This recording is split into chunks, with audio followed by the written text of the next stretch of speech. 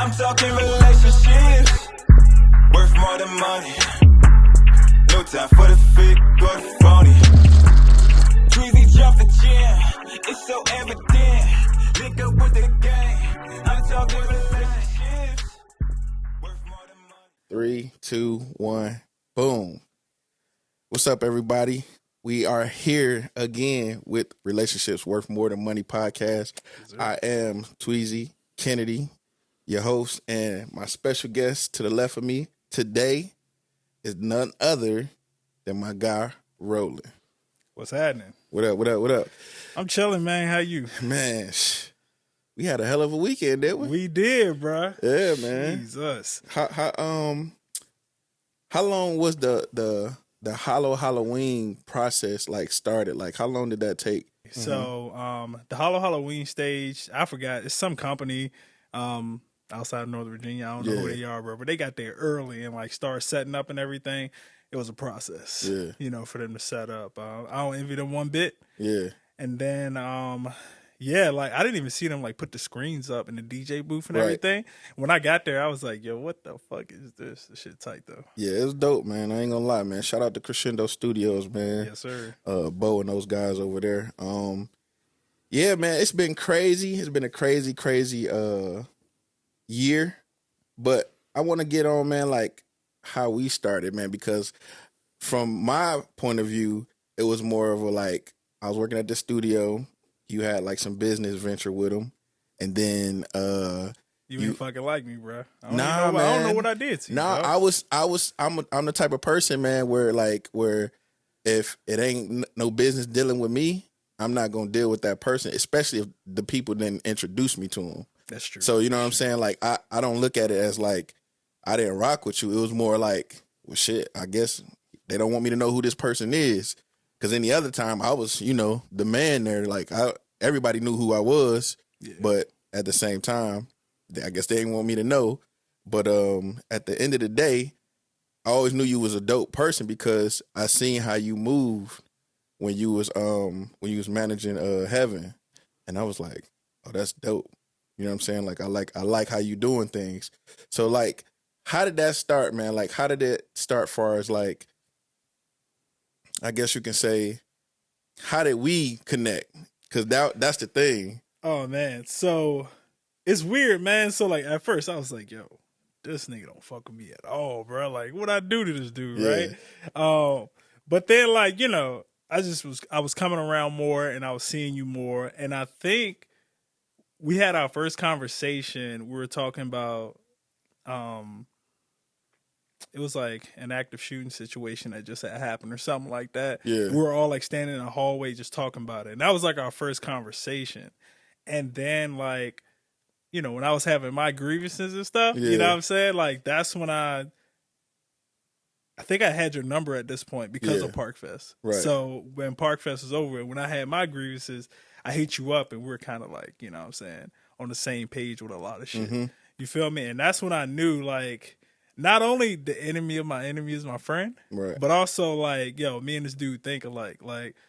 I'm pretty sure that we can do some cool shit together. Yeah, man. That's a fact. We've been doing a lot of cool shit together. A lot of cool shit. Also, shout out to Roland because he's also the video guy behind Relationships Worth More Than Money. Yeah. And we want to give a big shout out too to Marcus Allen. You know what I mean? Shout out my guy, man. For lacing me with that dope intro music for the show, and he co-produced it too. A word? Yeah, man. He came through one day in the stew, and I was like, "What you got? What you want to work on?" He's like, "Yo, pull up Splice," and I'm like, "All right, cool." So we pulled up Splice, and he showed me this one sound. It was the first sound that I heard.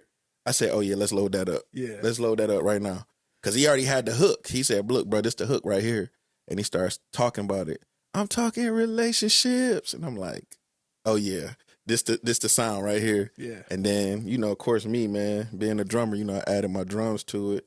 And he was like, hey, put this right here, put this right there. So, I always give credit, man. I never want to say I did it all because that's never me. I'm a collaborative type person. You know what I'm saying? So, yeah, shout out to Marcus Allen for co-producing it and writing the song.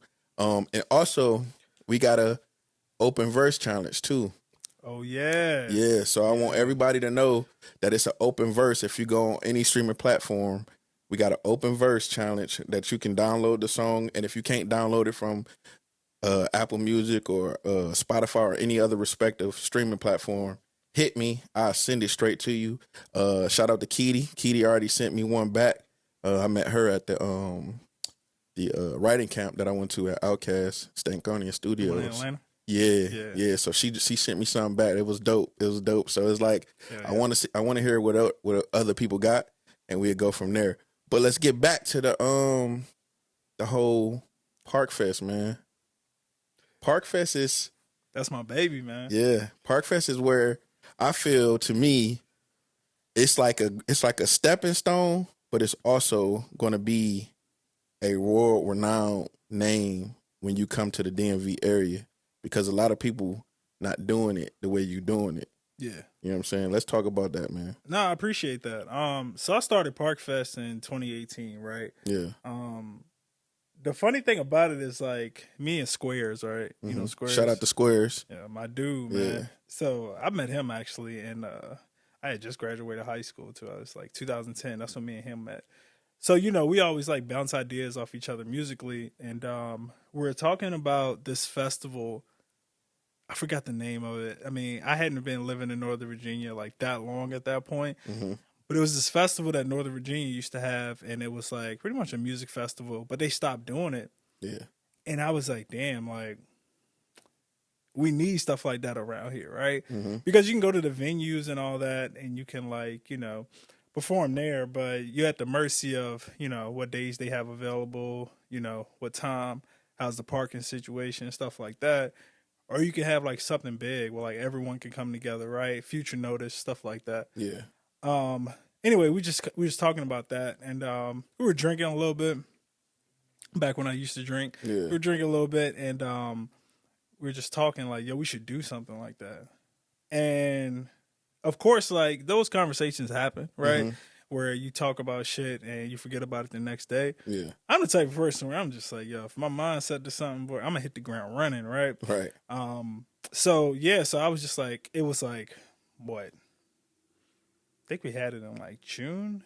And this was like March when we had this conversation. So I was like, fuck it, let's see if I can set something up. So I'm like reaching out to artists, right? Artists I know, artists I don't know, and just like selling them, right? Just like, yo, this is what I'm thinking of doing. This is what it could be. And I ain't gonna lie, a lot of people shit on me in the beginning, right? Right. They're just like, like, somebody said it sounds stupid, right? Someone was like, oh, this already been tried before, like, it's just not possible, blah, blah. People were trying to like change my idea and shit like that.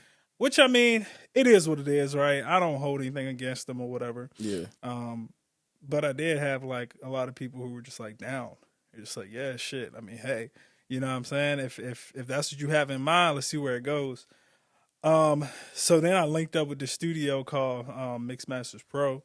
Yeah. And The original. Yeah, the original. Yeah. So then we did it together or whatever.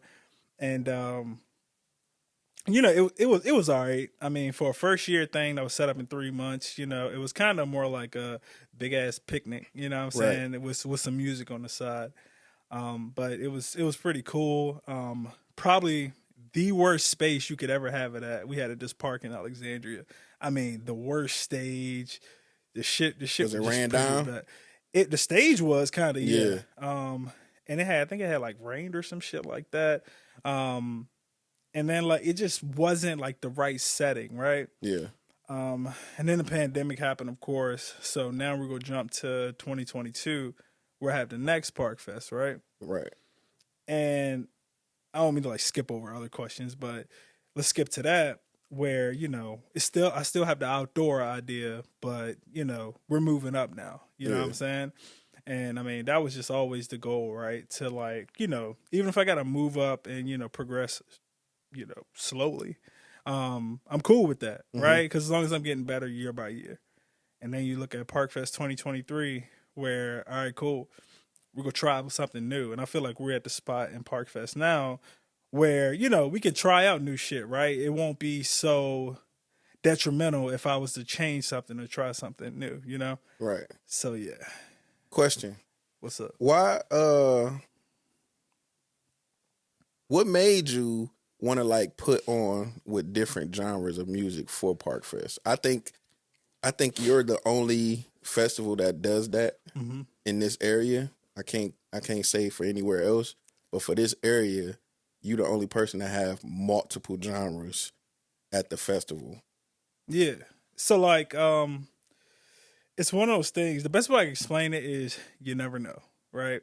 So for instance, black people just fuck with Paramore, right? Yeah. Right? Even if you're like, if you listen to hip hop mostly, you fuck with Paramore, right? Fuck with Like, a lot of different genres. Yeah. Right? But it's not to say like anybody like me for example love hip hop music, but I don't fuck with Taylor Swift, right? Right. This probably gonna fuck up your podcast, Damn, but I'm sorry, I don't fuck with Taylor Swift like that. You don't fuck with the Swifties? I don't, man. I don't listen to her music or whatever. You know what I'm saying? But the shit she does, like incredible. She's dope. She's super dope, no doubt.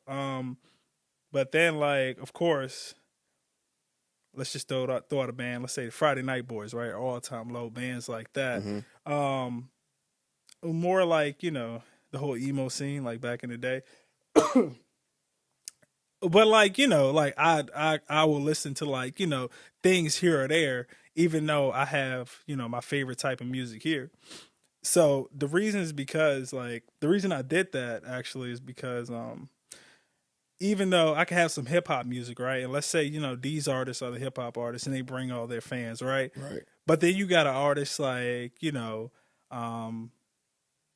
let's say this year, Karen Cooley, right, who performed. Yeah, she's like, dope. Yeah, but her music, that's something like even I resonate with because I think that shit's cool as fuck, right?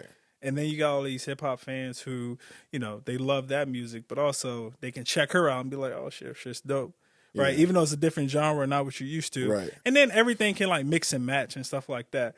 As long as you do it right, it works. Exactly. Right? Yeah. But like, I wouldn't just throw like one country artist in there, right? If it's like some like deep south type country, you know what I'm saying? I wouldn't just throw them in there and just like see what happens, right? You have to make sure like the vibes fit. So that's why like, I always get artists to send me their music, to send me, all of their links, stuff like that. That way I can see like what'll flow well and what'll fit well. So what 2024 gonna look like? Shit, 2024, we probably go back outdoors. Okay. That stage? That stage. Yeah. Yeah. So we probably go back outdoors. And we'll just have more vendors for sure. That drink vendor was dope, and the taco vendor was banging. Banging, bro, right? For $12. That's not bad at all. Man, you can't beat that. Right? You can't beat that. And I'm thinking like, maybe food trucks this time around. Now it was just more so, doing it indoors was to make sure we can have it for sure. Mm-hmm. And I'm always like, after 2022, I'm very like weary about working with new people. So when I came to Bo and we were like talking about, Park Fest and what we're going to do, even though like, he had these ideas and I definitely believed in them, I'm still kind of standoffish because I'm so protective of Park Fest. Yeah. Right? Like, It's like your creativity. Like you never want to relinquish your creativity, and that's the problem that we have with artists. Yeah. You know what I'm saying? Artists don't never want to give up some of their creativity or listen to what we give to make the song better because they're so tight knit on their creativity. But a lot of times when you actually do get that reach out relationship with somebody that's gonna, push it, they might push it a little further. They might tarnish it, but at the same time, I get it. I know why. It'll definitely give you new ideas. Yeah. So like, for this year when I first met Bo and I was just telling him like, yo, this is what I'm thinking of doing, da da da. He thought the shit was cool instantly, right? Mm-hmm. I have trouble like when people, say, oh, this is really cool. It's like, yo, are you fucking with me? Like, what I'm saying? Are you bullshitting me or just how you really feel, So when I had it this year, I wanted to go easy on, the alcohol, easy on the food vendors, right? Let's see what we can do with the stage, with all this stuff, right? Let's see how many tickets the artists are gonna sell. Let's see if they'll come out, you know. And bigger than I thought, right? Especially with it being indoors this year. Right. So now we could probably push it back outdoors and let's, you know, have more artists and stuff. You know. But I definitely learned a lot. But, you know, especially this year I definitely learned a lot. But I mean, this is probably like the most fun one I've ever did. So also, man, to caveat for that, man, ParkFest, I feel for artists is a must. You have to come and experience ParkFest. I think to me, for artists, they need to get out that little crab hole that they in, and see what the people react to. Because a lot of times, a lot of those artists this is their first performance. You know what I'm saying? So why not gauge the crowd, gauge your target audience, figure out what is your target audience. You know what I'm saying? Yeah. And work your way up and do more shows. But I think a lot of artists get beside themselves and think that they bigger than what they are. Yeah. You know what I mean? But like I said, bro, I think you're the only one that's doing it to where if you sell tickets, you're going to get a percentage back. Yeah. So you're getting paid to perform. You get what I'm saying? Yeah, I'm super big on that. Yeah, man. it's pay. It's kind of like the pay the producer. You know what I mean? The campaign that all the producers doing, especially like Producer Grind and the guys down there in the ATL. Like pay the artists. Like pay the artists, because a lot of times the artists do all these shows and they don't have the with them. The what's in it for me. You know what I'm saying? And a lot of times it's discouraging. And I think your platform is helping artists figure out which way they want to go. You know what I mean? It's helping them. All right, do I want to do more stage shows? Do I want to do more intimate shows? Do I want to do festivals? Do I want to do, you know what I'm saying? Like all these different type of shows, but it's also a lot of artists out there that's hindering themselves because they're not doing the bare, not even the bare minimum. They're not doing the bare minimum by selling X amount of tickets. Yeah, and it's You know like it teaches you a lot. ParkFest will teach you a lot, right? Even though this sounds simple, but it teaches you, one, how to market yourself. Right. How to market an upcoming show, how to sell tickets, right? Even if you, one thing people don't realize is, you know, and I'm not shitting on anybody, right? Because I'll support the artist no matter what, right? Even after ParkFest, right? I'll still support you. You're not big enough to the point, and I don't care who you are, you're not big enough to a point where you post once and the shit will sell out. Right. We're not even there. Like, if you want to be honest, right? Even some of the biggest comedians or even biggest artists will post it, but they have people for that, but they'll post constantly, Right. You know, in that market, you know what I'm saying? Or something like, you know what I'm saying, wherever they're going, so they can, you know, get those ticket sales up, right? So what makes you think that, I'll post once and like shit'll be good? Like, it don't work like that, you know. Especially with the algorithms. Yeah. The way they moving. Yeah, because you post once, right? I might not even see that shit. Right. Right? You know what I'm saying? But a person that's lived 2 states away will probably see it, but they're not coming. Right. Like, you know what I'm saying? It teaches you, you know, how to market yourself, how to sell tickets, but also it can break you, right? It can break you. And ParkFest isn't Coachella just yet. But, you know, it'll put you in the mindset of, damn, if I can't do this, like, you know, I'm fucking up. You know what I'm saying? But I'm always there for the artists too. Like, you know, if they have any questions or anything, I always like message them, let them know where they are when it comes to ticket sales, and be like, yo, if you need any help, you know, just let me know, and I can just, you know, teach you a couple things, right? Yeah. And then also, like, when it comes to performing, I always, you know, have a space for them to rehearse. Yeah, Like, you know what I'm saying? do. Yeah. So it's like, you know, if you need to rehearse, just hit me up. I got a spot for you. Don't worry about it. You know, don't worry about paying. Just like, you know, be there on time, and, you know what I'm saying, have everything with you, and so you can, you know, you can rehearse and stuff like that. So I provide pretty much everything for the artist. You got to take advantage of it. Which nobody else is doing, by the way. Yeah, because I care, man. And also when it comes to payment, you see a lot of venues and stuff, and I understand because their overhead is probably crazy. Yeah. But, you know, artists have to sell like this many tickets in order to get a percentage, Mm-hmm. right? And stuff like that. It's kind of weird to me, but I don't really understand it because I don't operate a business like that. But I'm more so like, even if you sell one ticket, you get a percentage. You get like a certain percent. I think I do like 60% or something like that. Right.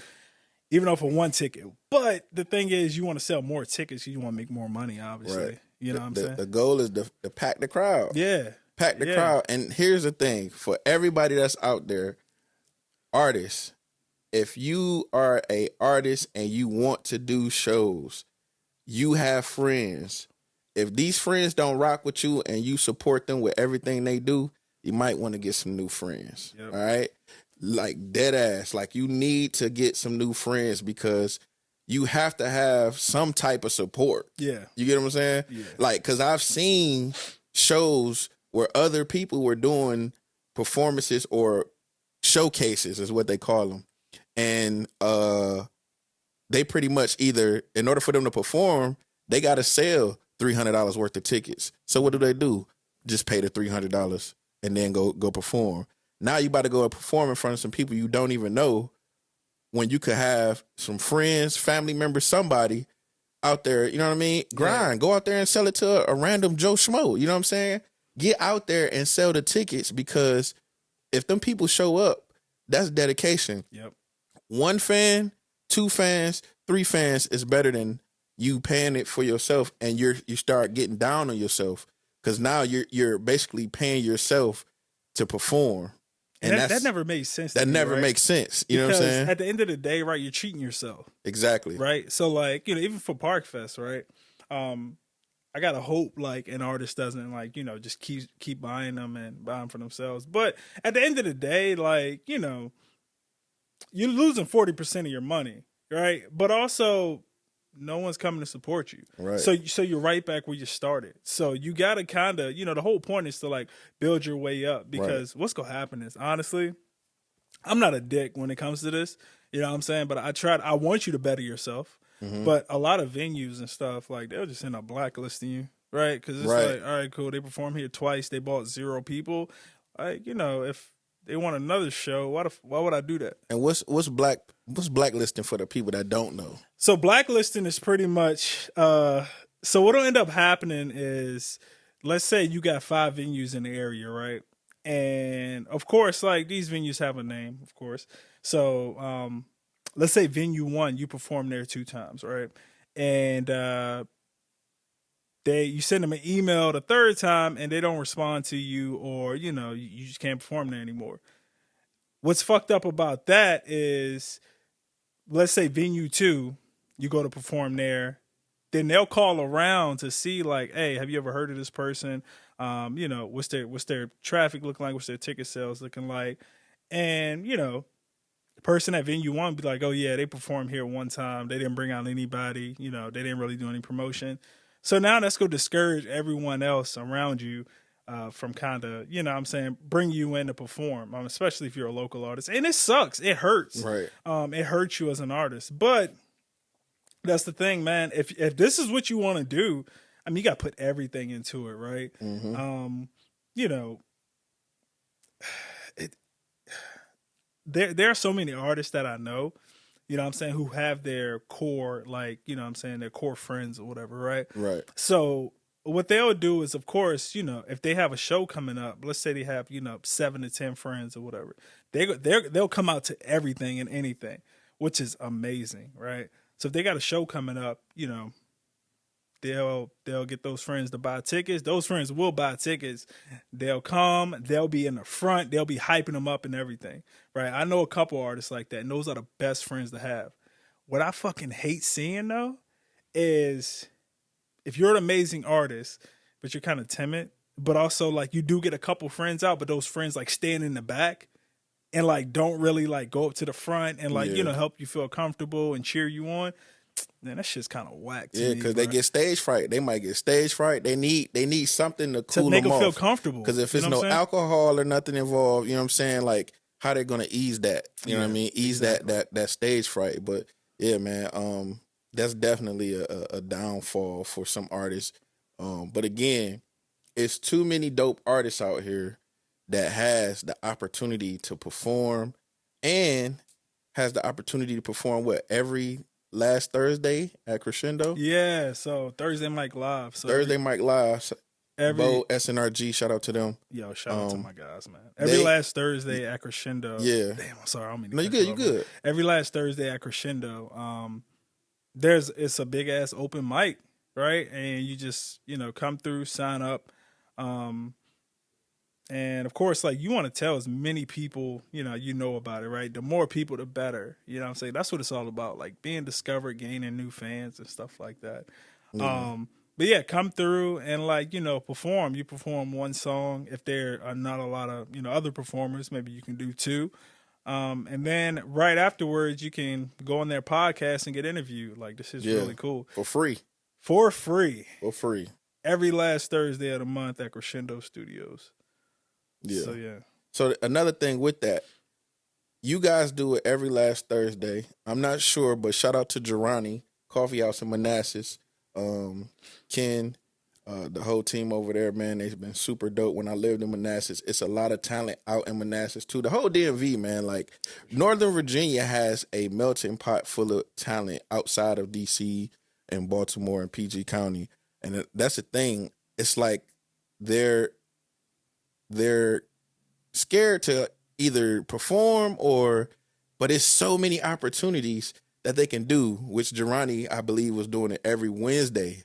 Wednesday, they was doing open mics, and I think they'll have up to 30 acts. You just have to get there at a certain time, put your name down, and that's how I built a lot of my relationships, from running into artists, running to producers, engineers, you know what I'm saying, and building relationships through there, and which is still going. Like, you know what I mean? I still got good, lasting relationships with these people, and I think artists needs to do that circuit first. Yeah. Do the open mic circuit. You know what I mean? Yeah. I mean, you're never too good or too big for any of this shit, bro. Go out and hit everything, right? Hit them all, man. Yeah, hit them all. Because what it's going to do is, for one, it's going to build your confidence. Mm-hmm. 2, it's going to build your audience. Yep. And 3, it's going to give you a fan base. Exactly. A local fan base.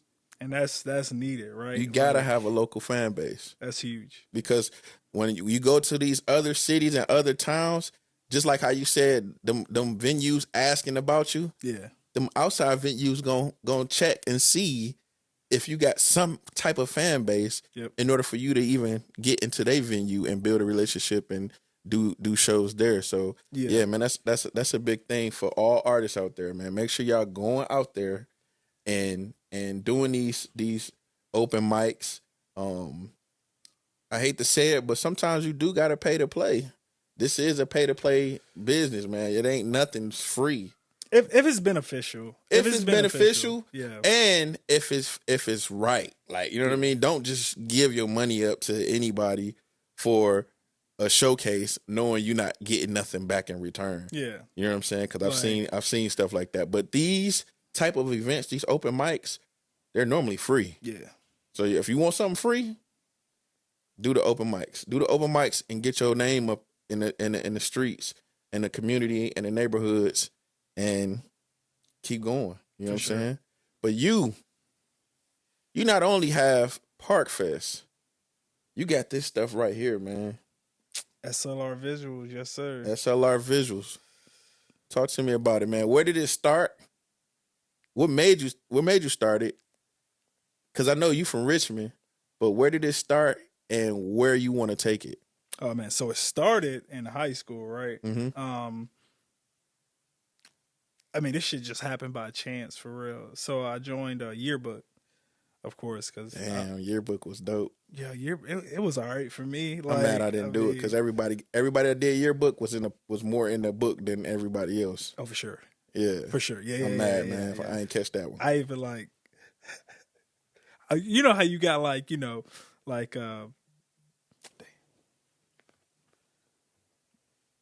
oh, you know how you got most athletic, like most nigga. I was making up categories so I could put myself in, bro. Yeah, it's like what? But yeah. Look at nobody fight it. Yeah, I mean, what they gonna do, right? Yeah. But like they needed someone to like go take pictures of like different clubs and stuff like that. And I mean, that's when I really like started getting into like, photography, right? They gave us a little digital camera and I was like, oh, this shit is fun. And then my art teacher at the time, she got me hip to like art schools, stuff like that. How you could take it further, right? Yeah. So I was like oblivious to like all of this, right? So that's where it started. Because she really got me hip to everything outside of where I'm from. Yeah. So then what actually ended up happening was at the time, man, them cameras were fucking expensive, bro. And fresh out of high school, man, I ain't buying shit. I'm learning that now. Dog.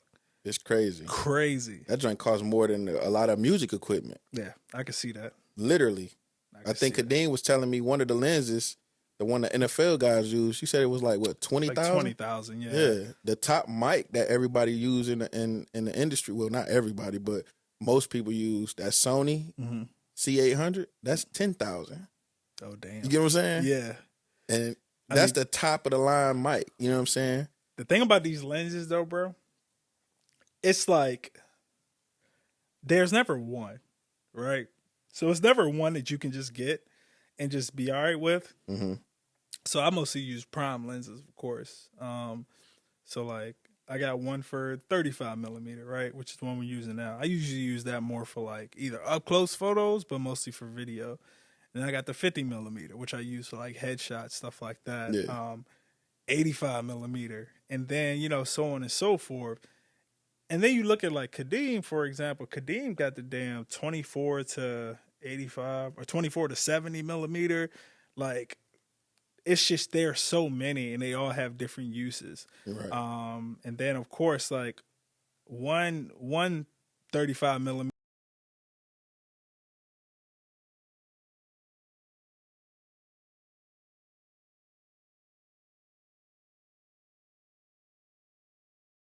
Yeah, so like, you can end up just getting a body and then a lens will end up costing more than the body you just bought. So it's crazy. That's crazy, man. So where you feel like you wanted to go? And well, before that, what is some things that you learned from SLR Visual? Man, look. Don't look for your close friends or family to support you. Say that again. Don't look for your. Let me rephrase this. Don't expect your friends and family to support you. Why? And because, man, like, shit, I don't know. They'll disappoint you every time. Every time. Thing about it is, and I'm not shitting on anybody, but I'm just it's like, facts though. Yeah, it's facts. No doubt. Your biggest fan gonna be somebody you don't even know. Somebody I don't even know. I can be behind you 10,000%. It's gonna be somebody around you 100,000. You know what I'm saying? That's gonna rock with you 100,000. Not saying it's devaluing me, but that's just how the game goes. It's just the crazy thing is this, right? And this is when I really realized that shit. So I don't know, like any of my friends who I post shit on Instagram pretty much every day. I mean, they don't really like that shit, right? Yeah. But then, like, it's all like, either people I just met or people who, people who are interested in what I do. But when I really realized this was I wouldn't get bookings from like my friends or anything. I think I did get, one of my friends inquired about it, but he was like asking for a discount or some shit like that, which insults the fuck out of me every time. Yeah. But then like my ex booked me for her wedding. And like she didn't have to do that. But you know what I'm saying? But she know your work. Yeah, she know my work and she know my worth. Yeah. You know what I'm saying? She hired me for her wedding, and that's probably like my favorite shoot that I've done so far, right? Because I think I really pushed myself to like, make something, great, try new things and stuff like that. And man, I love that shoot. But like, it's like, damn, I can't really expect anything from anybody. Right. Right. So, I just go out there and work and hustle, right? Like, and of course, like, and when I'm doing that, I'm planting seeds along the way, and who's to know what could, come of it. So, for instance, like, I was doing this yoga studio, right? Yeah. They needed like new content for their website, And I didn't have to, you know what I'm saying, hook them up, but I did because it was like, all right, cool. If you break down like the days and what I want to do, and I threw in like some free headshots, right? I was like, Nice. fuck it, I'll throw that in, right? A lot of their clients were like asking for my business card, right? And then like the people I did the headshots for, you know, now they're buying their headshots, you know what I'm saying, each person like $70. Yeah. For each headshot that I did. And it's like, damn, that's And extra money. was that from you actually shooting the video, the content for them, or was that like after like they seen your work? And No, then they haven't even seen my content at that point. The clients that they have, Right. they haven't seen my content. They just saw me with a camera and was like, oh, can I get a card? wow. Right? This one lady was So like, people still ask for cards. oh, I always keep them on me. Man, I got Popple, the digital card, That works, but you not have for to, the older. yeah, Yeah. exactly. Yeah. So I always like keep cards around just in case, because you never know who will see it and who will pick it up, who will contact me. I mean, I got the wildest shit, but yeah, this one lady was like, yeah, my kid's coming home for Thanksgiving, like, you know what I'm saying, can you do a shoot with us in my garden? I was like, yeah, or Bet you whatever. that garden was big as hell. I ain't do it yet. Oh, it's coming up. It ain't Thanksgiving yet, nigga. Oh, But yeah, it's coming up. You Though. got it It's coming up. Yeah, it's coming Oh, up. you got a Thanksgiving shoot. But she hadn't seen like any of my content or anything. She was Yeah. just like, I want to hire you. Give me your car. She just saw me with a camera. And then like the employees of the studio, you know, after they seen my work, they were just like, yeah, we want to buy these. Yeah. You know what I'm saying? I wasn't like, you know, oh, like, you know, you can't have them. I was willing to give them to them for free. Yeah. They're like, we want to buy these. And I'm just like, all right, I ain't fight it. It's like extra money. Cool. Yeah. You know what I'm saying? So I also learned like motherfuckers ain't gonna never be satisfied. Like, cause I like to think my prices aren't too bad compared to like a lot of prices that I see, and people still find a way to complain. So it's like, damn. But Yeah. you know what I'm saying? You can't really. I told my sister this yesterday. When she see this, she gonna be like, "Yep, you're right." She's a seamstress. She can make clothes. She taught me something.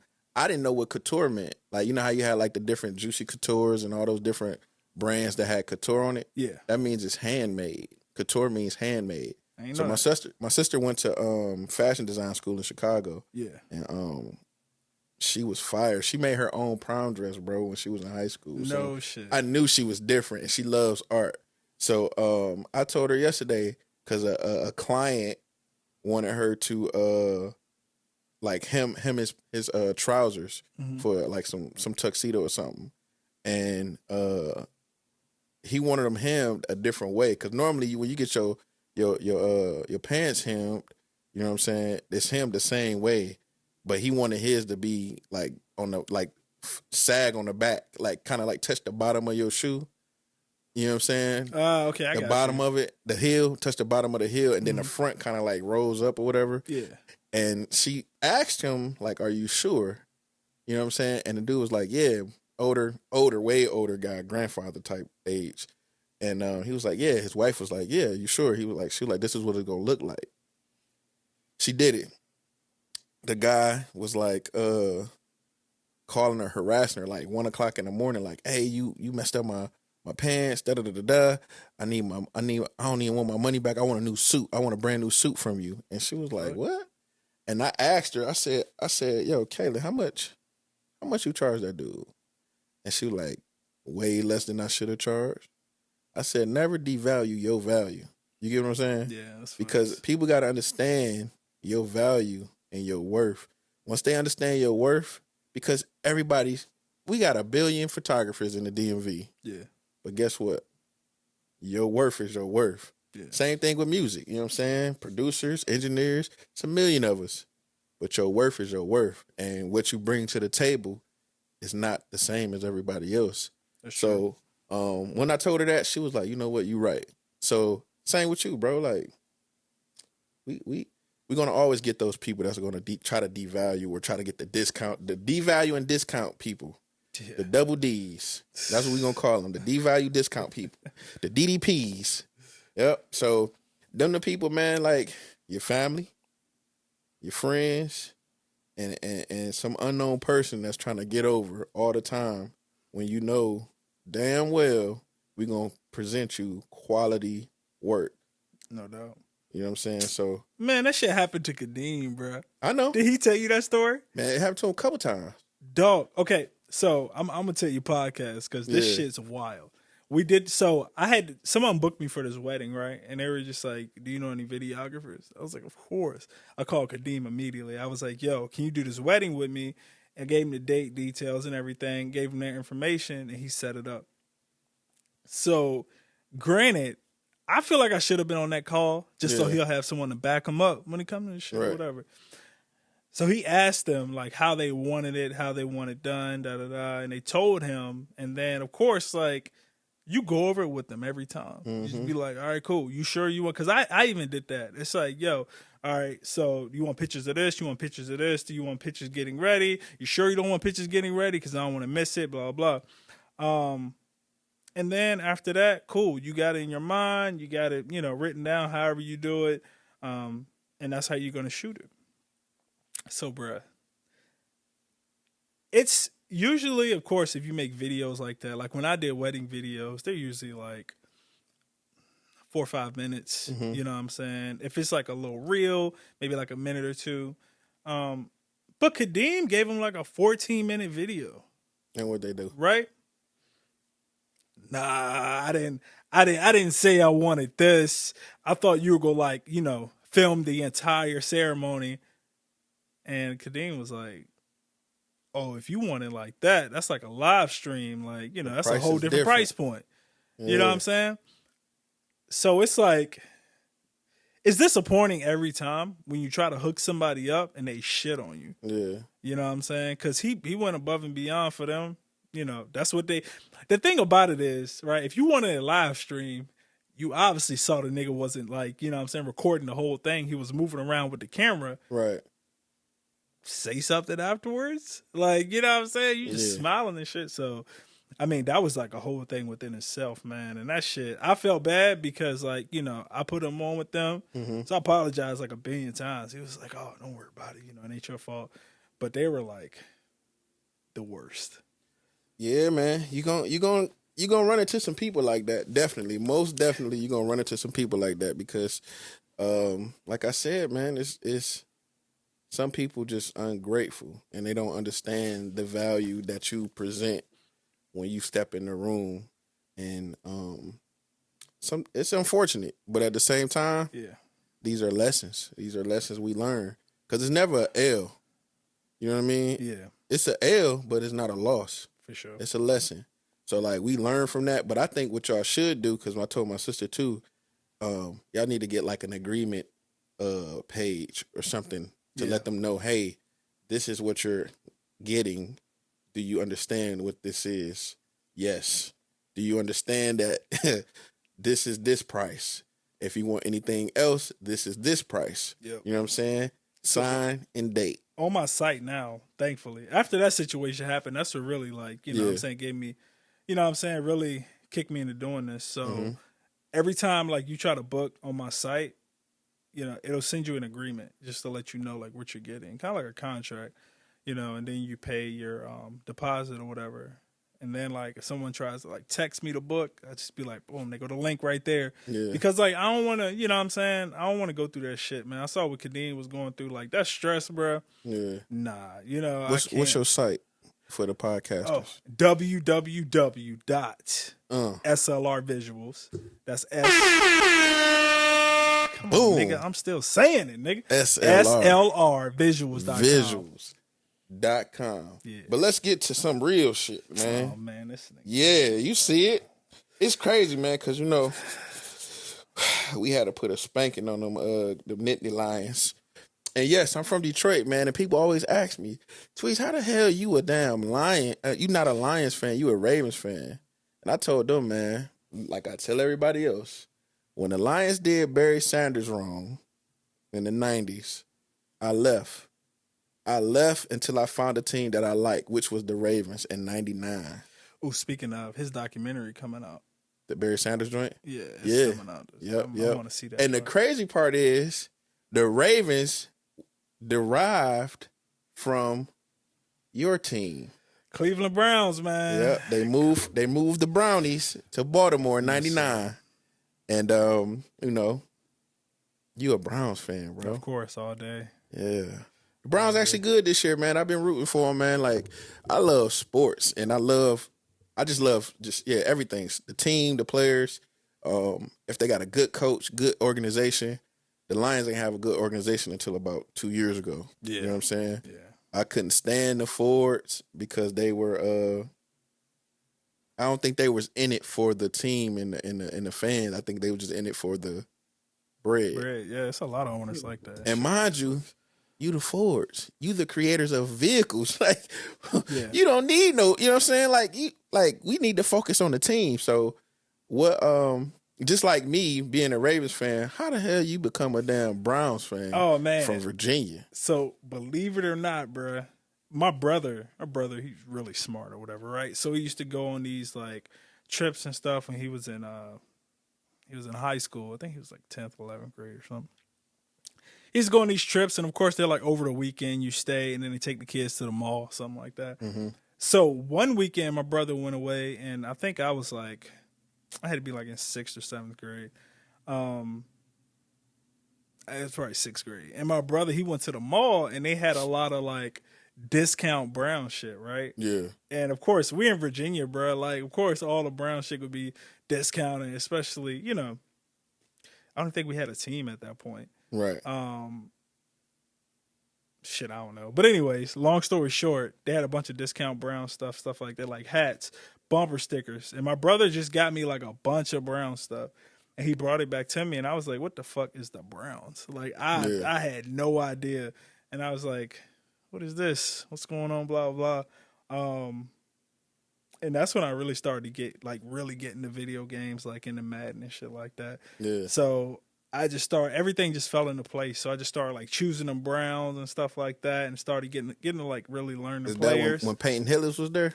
No, this is before Peyton Hillis. This one, like Charlie Fry was the quarterback. Jeez, Charlie Fry, bro. Jeez. Yes, sir.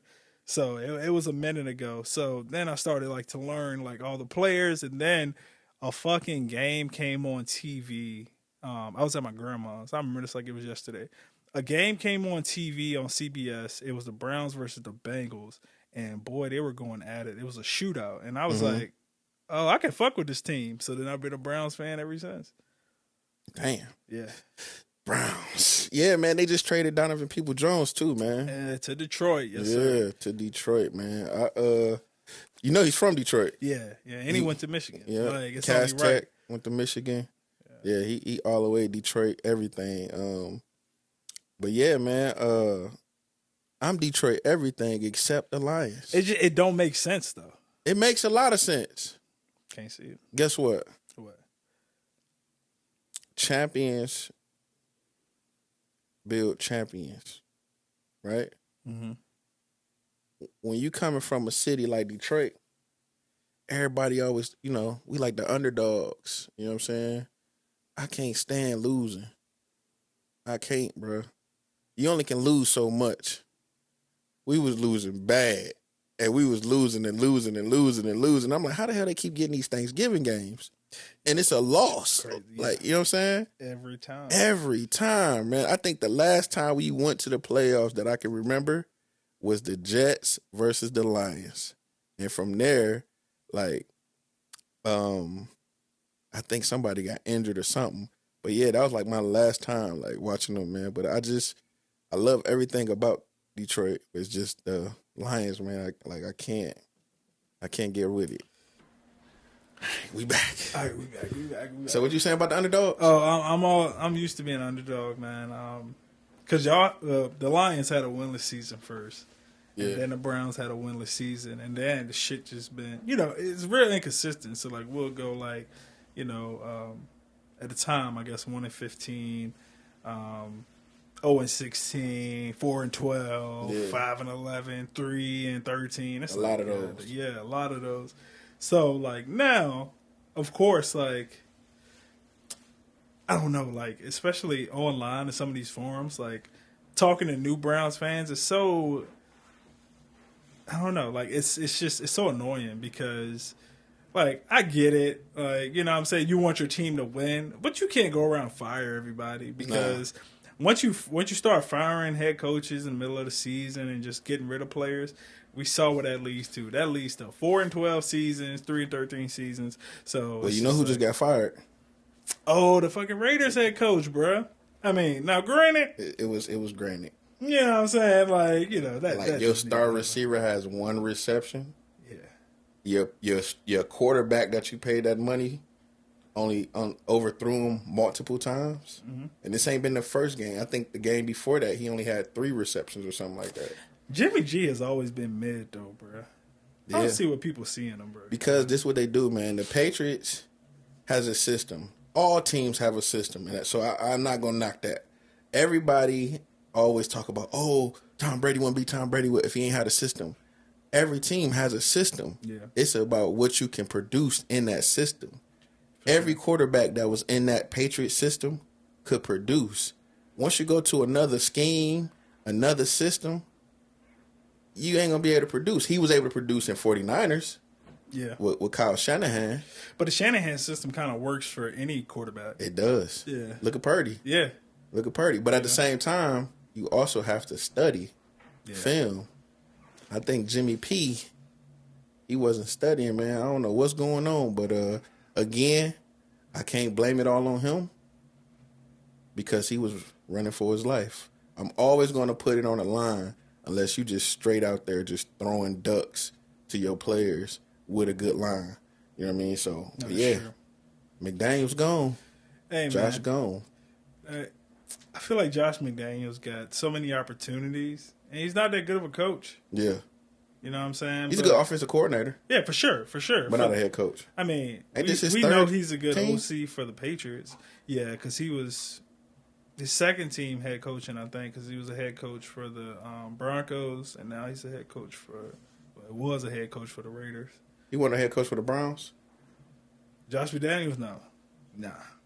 So it was the Broncos and the Raiders. So he went to the same division and coached. That's 2 teams. The Raiders and the Broncos in the same division.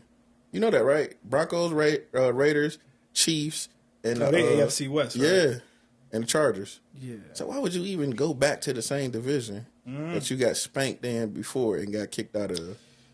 The thing is, man, he white. He white. And, I mean, you can name drop Belichick, and, yeah, they'll be on your dick. Yeah, I think it's more of like they fall in love with the scheme that they doing at the Patriots that they want it over somewhere else. You know what I'm saying? Well, they fall in love with it how Belichick Exactly. allows it to be ran, right? So But they not Belichick. You They're know what I'm saying? not. And you bring them over hoping for the best that, you know, they'll bring something similar. Well, probably in like their mind, you know, whoever you bring over, they want to get as far away from, you know, Belichick as possible because they want to build their own brand, Yeah. you know. So, yeah, everybody's just not on the same page. Yeah. But, I mean, fuck it. Yeah. I mean, we'll see. We'll see. I mean, you know, We going to that game or what? we might as well, bro. When is it? Is it this month or in December? It's on the 12th. Oh, it's literally like in 2 weeks. Yeah, Oh yeah, we gotta figure something out, man. we do, man, because, I just ain't standing them nosebleeds next time. bro, SeatGeek finessed us, but I mean, it was still a great view. But I think after going up on that section 500, Yeah. I think I've been on every section of the M&T Stadium because I've been in section 100, 200, 300. Like, you know what I'm saying? Like, I've been in every section, and I think that's what I think I still appreciate it because we spanked the Lions. You know what I'm saying? Yeah. But at the same time, the view, the atmosphere was dope and everything. But before we get out of here, man, like I said, I'm gonna always do one thing.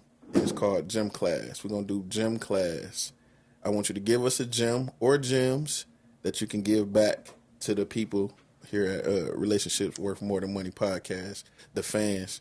What's a gem you can give? go for it, right? And I mean, it sounds super cliche, but just go for it, man. I mean, Yeah. before I started doing, you know, photography and videography, I was working as a store manager at Verizon.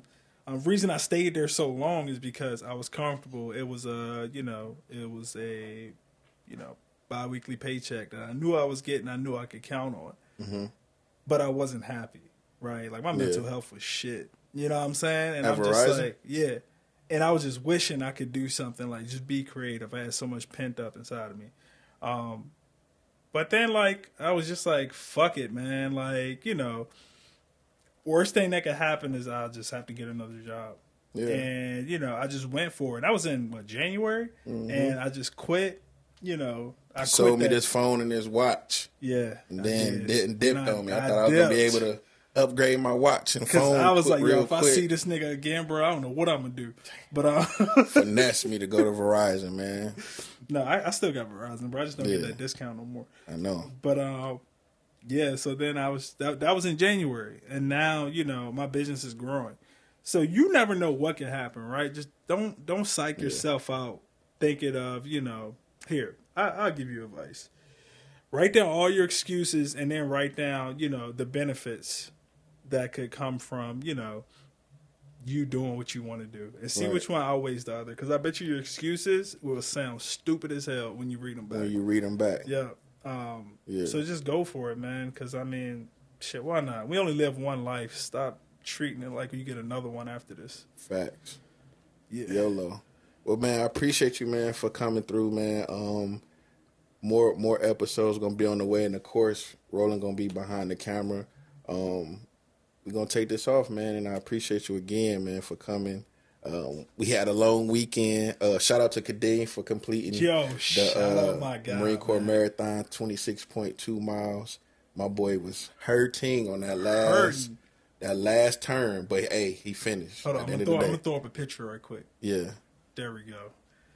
Please put that and leave it, because that face said it all. He was like, how y'all know my name? A million answers. Get the hell out of here. In that one picture. So, yeah, we're going to definitely throw that up in there. But, yeah, man, appreciate you, Roland. Anybody that needs to follow Roland, make sure y'all follow Roland at on Instagram, at Roland Mayo. That's ROLANMAYO. And don't follow my Twitter, bro. I be talking shit. But yeah, you can also check out my portfolio. Link in bio on Instagram. Check out my photos. If you want to work, if you feel like we can do something cool, just hit me up. I'm starting to get into short films right now. More into short films. So, hit me up. Let's see if we can, do something awesome. Yeah, and like that, we gone. Later. Relationships worth more than money. Podcast. I ain't got no damn money. Ain't got no money. I'm talking relationships worth more than money. No time for the fake or the